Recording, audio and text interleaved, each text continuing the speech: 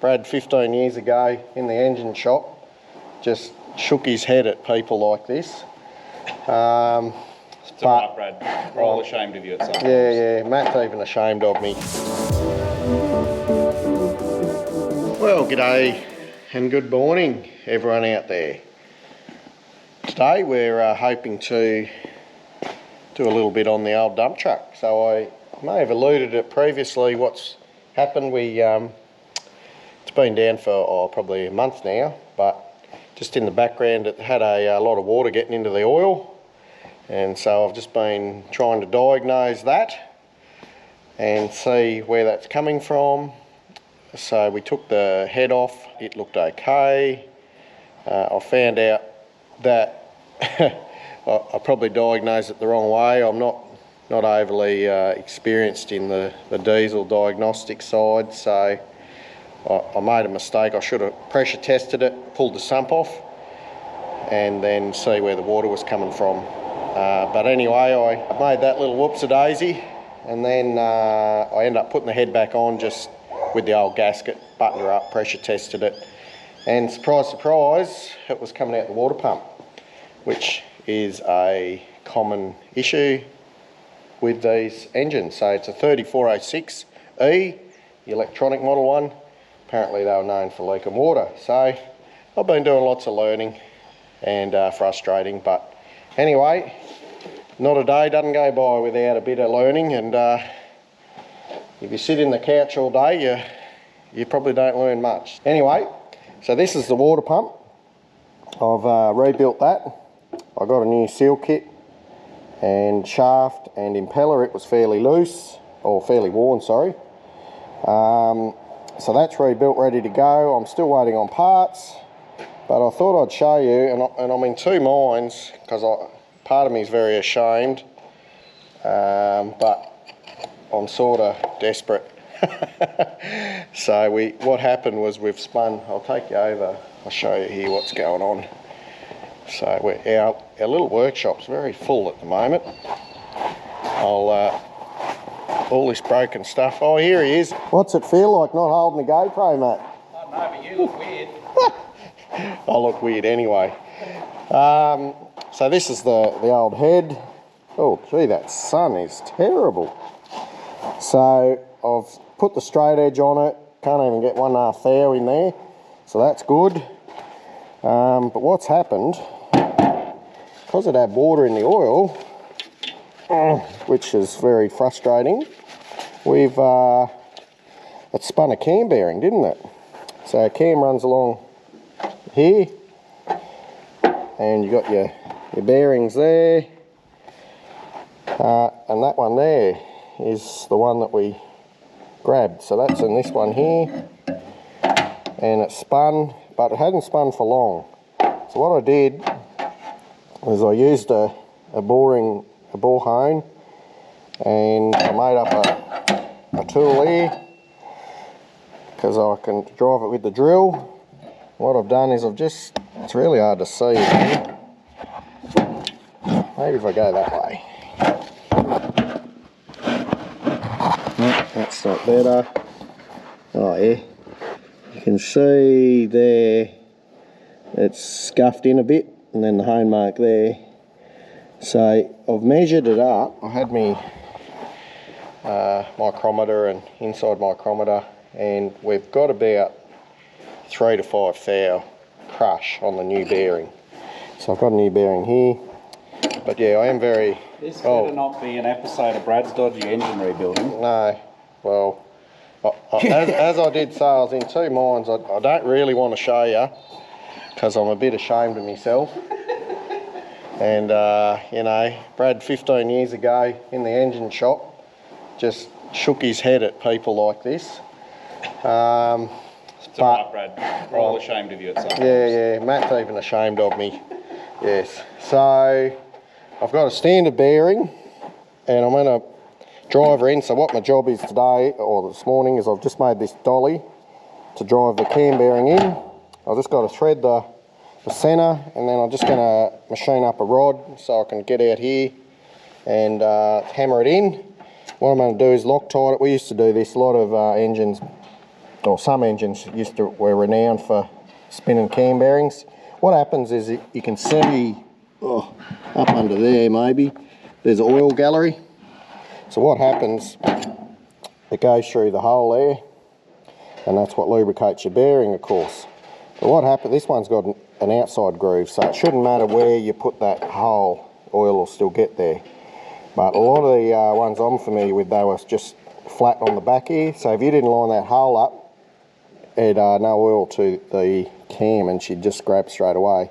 And what can happen is under high load, the bearing can just turn a bit and then the hole not line up, and then yeah, you cook the bearing. So what we're going to do is I'm going to put some Loctite retaining compound on it. I'm going to drive her in, see how it feels, and if I'm not happy, what I'm going to do is I'm going to hone it out a little bit more. And then I've got a oversized bearing as well, one of these, but 10th hour bigger. And what I'm going to do is I'll put that in the lathe, machine it down, and get the crush exactly what it needs to be. So that's plan B. I think we may get away with it with this one. So anyway, it's I can get a brand new head for about $6 grand, or $5.5, $6 grand or something like that. But we're just yeah, as you know, we've been doing a fair bit of repairs at the moment, so I'm just trying to make do with what we've got, and I'll see if I'm happy. So yeah, let's get into it. And Matt's working again. Look at him over there, he does work. So that's yeah, just where it's breaking up a little bit, the hard facing. I can just feel it with my fingers, so I think that might be like a thou, 2 thou break up there. That's on your injector load, that one, your fat one in the middle. So that's probably the main reason why I'm wanting to get another cam. So the boys of Expressways have managed to get onto another second-hand one for me that's in good condition, so that might get us out of trouble. So anyway, we'll try out our dolly. Rightio, well we've just I've brake cleaned it all up. I'll put you in there. So hopefully, yeah, I've brake cleaned it. Now I've got me, oh no, that's thread locker. Hang on a sec, I got the wrong one. I need retaining compound. Right, so I got me retaining compound here. Woo. So we used to do this when we were working on, I was working on race engines a little bit. Put the retaining compound in to help them hold in there. The other trick we used to do, shouldn't give away all the tricks, should I? I might get a call from my old workshop. So we used to drill like a hole through here, say, and then have like a little end of a bolt or a grub screw just poking through into the bearing. So we'd drill a hole in the bearing like that one, say, and then you just have it poking through a bit, and that'll just hold it into place as well, stop them walking around. But that was for fairly extreme sort of application, that one. When you start getting up on your spring loads and your valves, and then the big cams where, you know, your ramp angle's very steep, she'd yeah, very hard on your bearings. So we'll just give it a good dose in here. The oil hole's got to go pretty much straight up. Yep. Like that. I'll screw me shaft in here.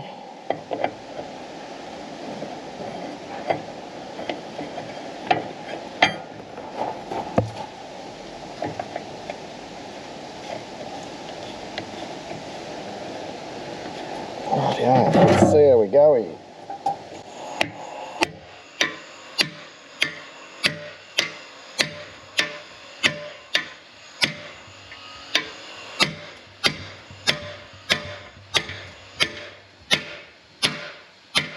So I was pretty happy with how that went in, to be honest.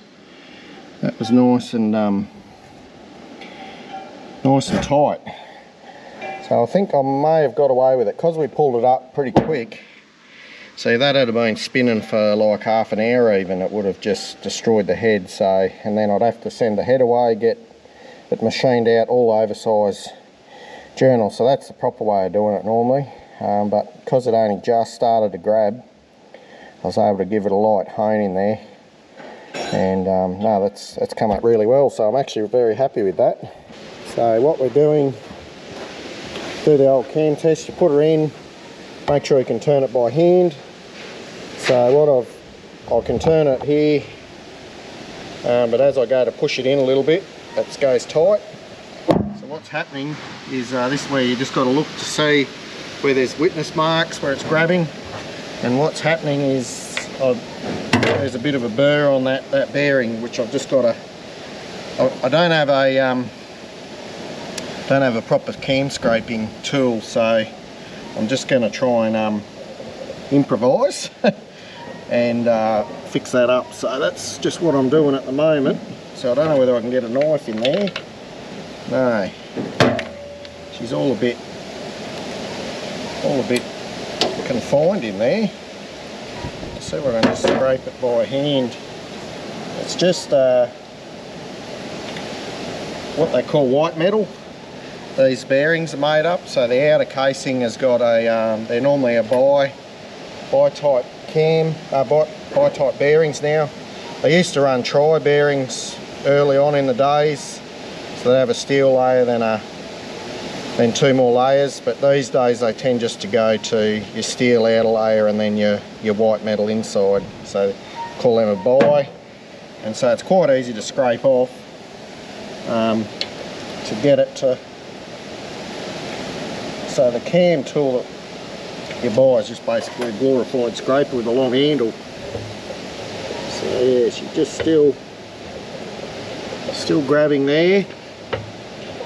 So we just got to keep chewing away till we get it so it all goes nicely, basically.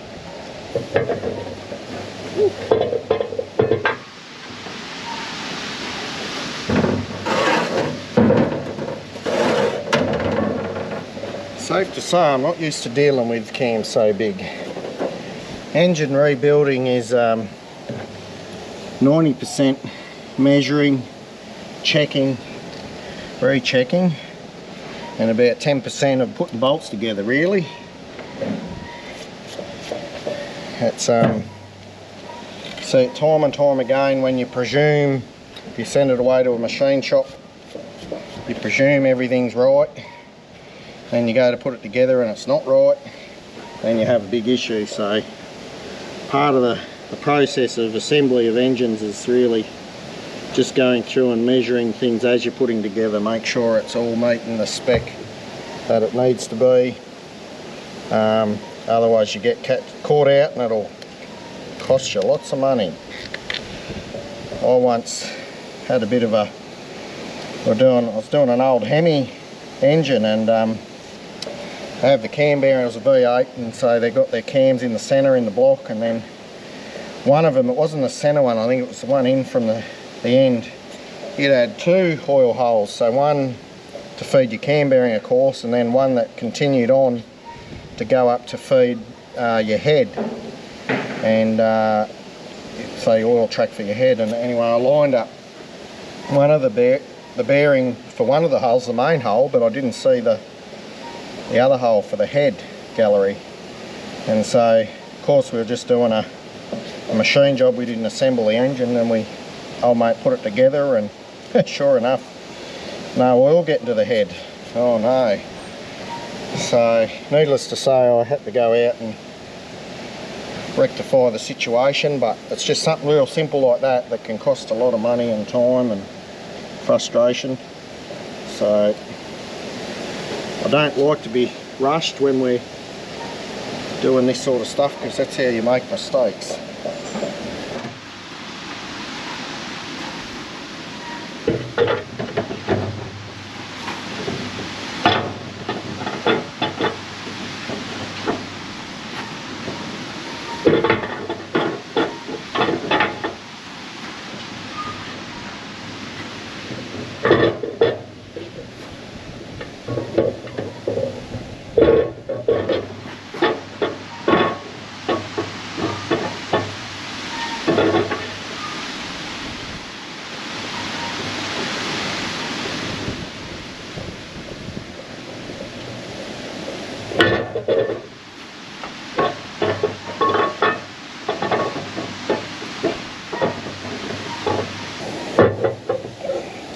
go. Rightio. So we've got her in, and the best part, I can turn it by hand, which is what we wanted.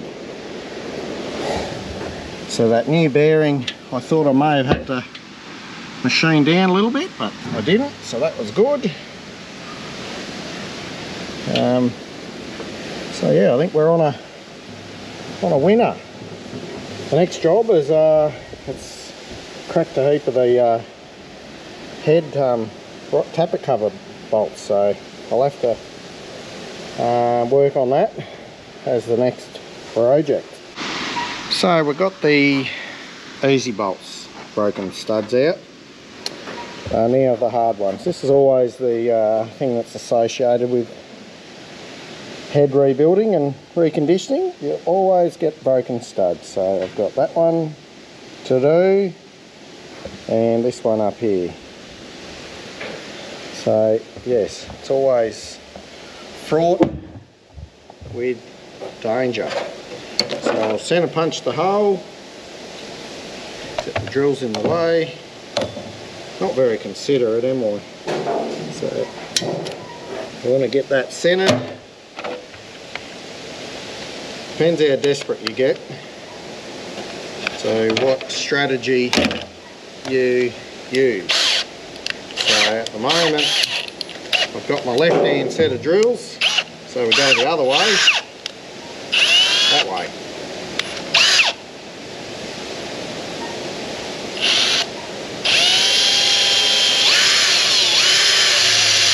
Always have a very sharp set of drills, by the way. It makes the job a lot easier.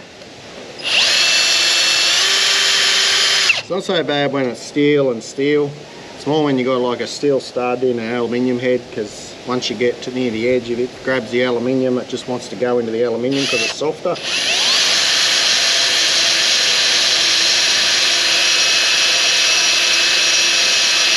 And you want to make sure you're going in square.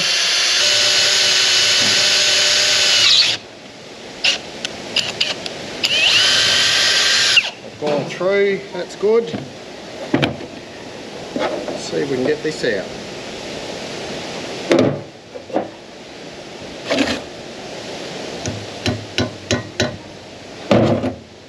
You don't want to break an easy out in there. That's not fun. Which I reckon I will. So what we'll do is we'll go up to the next size.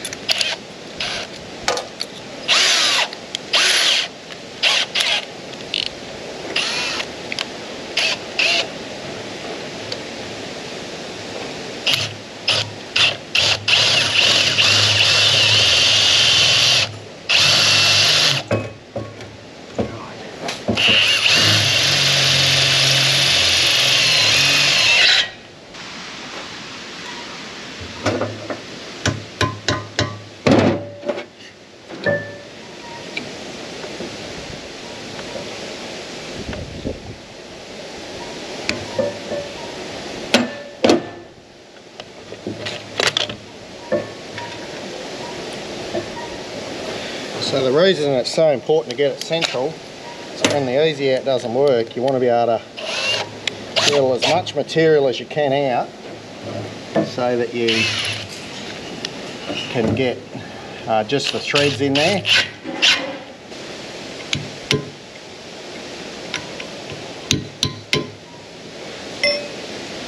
Right, I'm just going to get another chisel that I can get in there with. So I've got my little one here. This is one I like. It's got a tapered end on it, and I can get in there behind the thread. So, and then you just start knocking the thread out at a time.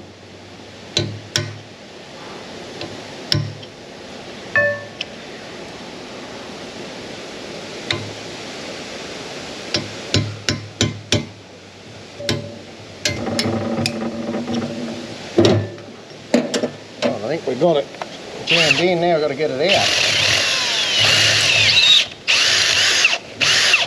There we go. So I've got I didn't quite get it central, so my bad. But I think I got enough of it out. Sometimes if you damage the thread too much, you can just drill it out and then put a helicoil in to get yourself out of trouble. So anyway, I'll go and check that with a bolt. But that's how we remove bolts. But moral of the story is, don't break bolts off if you can avoid it. It's a pain in the neck.